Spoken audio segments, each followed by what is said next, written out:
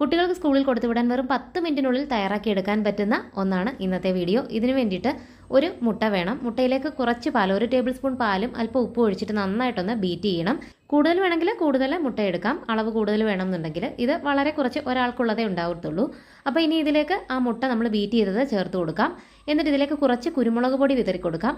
ഇനിയും ചേർക്കേണ്ടത് ഒറിഗാനോ ആണ്. ഒറിഗാനോ ഉണ്ടെങ്കിൽ മാത്രം മതി, നിർബന്ധമില്ല. പക്ഷേ അത് ചേർത്താൽ ആ പിസയുടെ ഒരു മണവും രുചിയും ഒക്കെ കിട്ടും. അപ്പം നമുക്കിത് സ്ക്രാമ്പിൾ ചെയ്തെടുത്ത് മാറ്റി വെക്കാം.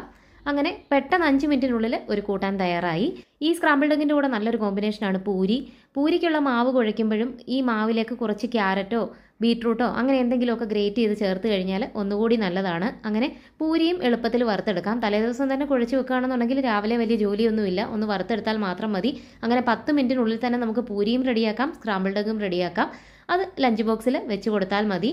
നല്ല ടേസ്റ്റുമാണ്, ആരോഗ്യത്തിനും നല്ലതാണ്.